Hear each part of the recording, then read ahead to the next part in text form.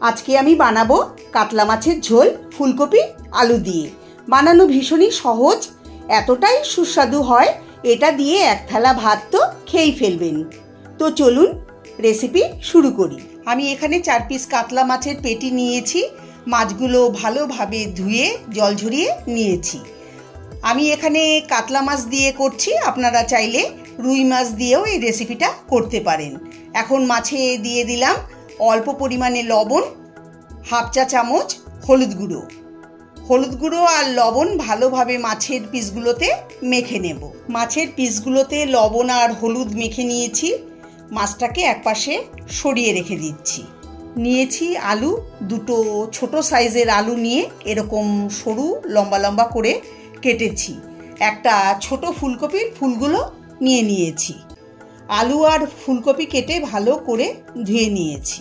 একটা পাত্রে 1 চামচ জিরের গুঁড়ো, হাফ চামচ হলুদ গুঁড়ো, হাফ চামচ লঙ্কার গুঁড়ো, হাফ চামচ কাশ্মীরি লঙ্কার গুঁড়ো, লবণ দিচ্ছি স্বাদ মতো। অল্প জল দিয়ে মশলাটা ভালো করে গুলে নেব। কড়াই বসিয়ে দিয়ে দিচ্ছি 4 টেবিল চামচ সর্ষের তেল। প্রথমে মাছ ভেজে নেব। তেলটা গরম হয়ে গেছে। এখন লবণ হলুদ মাখানো মাছের পিসগুলো তেলে দিয়ে দিচ্ছি।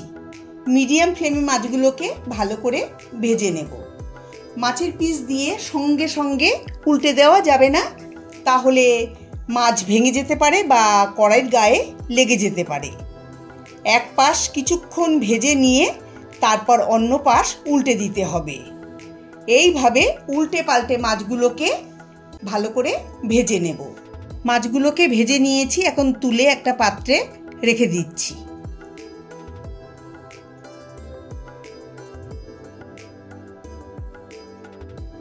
দেখুন মাছের পিসগুলোকে মাঝারি করে ভেজেছি। ওই তেলেতে আলুর টুকরোগুলো দিয়ে দিচ্ছি, একটু নাড়িয়ে নেব। দিয়ে দেব অল্প লবণ আর অল্প হলুদ, এতে আলুর কালার ভালো হবে। এবার মিডিয়াম ফ্লেমে আলু ভালো করে ভেজে নেব। আলু ভাজা হয়ে গেছে, তুলে নিচ্ছি। ওই তেলে ফুলকপিও ভেজে নেব। ফুলকপি দিয়ে দিলাম। নেড়ে চেড়ে মিডিয়াম ফ্লেমে হালকা করে ফুলকপিও ভেজে নেব। ফুলকপি হালকা করে ভেজে নিয়েছি, এখন তুলে নিচ্ছি।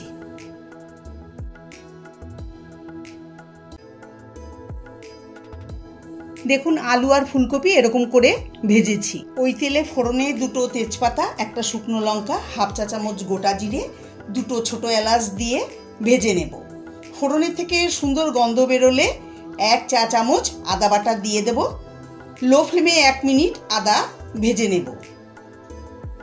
আদার কাঁচা গন্ধ চলে গেলে বাটিতে তৈরি করা মশলা দিয়ে দিচ্ছি। বাটিতে মশলা লেগেছিল, অল্প জল দিয়ে মিশিয়ে দিয়ে দেব। এখন লো ফ্লেমে 3-4 মিনিট সময় ধরে মশলা ভালো করে কষিয়ে নেব। মশলা কষানোর উপরে নির্ভর করে রান্নাটা কেমন হবে। মশলা যত ভালো কষানো হবে রান্নার স্বাদ ততই ভালো হবে।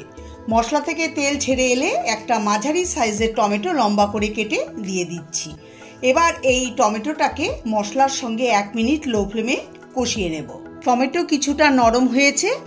এবার এর মধ্যে ভেজে রাখা আলু আর ফুলকপি দিয়ে দিচ্ছি। তার সঙ্গে দিচ্ছি অল্প জল। এখন লো ফ্লেমে 2-3 মিনিট মশলার সঙ্গে ফুলকপি আলু কষিয়ে নেব।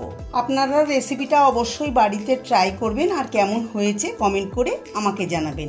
আমার চ্যানেলে নতুন বন্ধু হয়ে থাকলে চ্যানেলটাকে সাবস্ক্রাইব করার অনুরোধ রইল। দেখুন 2-3 মিনিট আমি মশলার সঙ্গে ফুলকপি আর আলু কষিয়ে নিয়েছি। এখন এর মধ্যে দিয়ে দিচ্ছি গরম জল। জলটা এমন দিতে হবে যাতে ফুলকপি আলু সুন্দরভাবে সেদ্ধ হয়ে যায়। একটু মিশিয়ে দেব আর ফ্লেম বাড়িয়ে ঝোলটা ফুটতে দেব। ঝোল ফুটে উঠেছে, এখন ঢাকা দিয়ে লো ফ্লেমে ফুলকপি আলু সেদ্ধ করে নেব। ঢাকা খুলে নেব, একটু নেড়ে চেড়ে নেব আর দেখে নেব যে আলু ফুলকপি সেদ্ধ হয়েছে কিনা। দেখুন আলু সেদ্ধ হয়ে গেছে, ফুলকপিও সুন্দর সেদ্ধ হয়ে গেছে। এখন এর মধ্যে দিয়ে দেব ভেজে রাখা মাছ। মাছ দিয়ে ঝোলের সঙ্গে একটু মিশিয়ে দেব।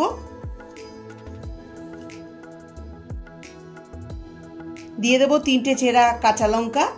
এখন ঢাকা দিয়ে লো মিডিয়াম ফ্লেমে 3-4 মিনিট রান্না করে নেব। ঢাকা খুলে নেব, একটু নেড়ে চেড়ে নিচ্ছি। সবার শেষে দিয়ে দিচ্ছি অল্প ধনেপাতা কুচি। ধনেপাতা দিয়ে মিশিয়ে দেব।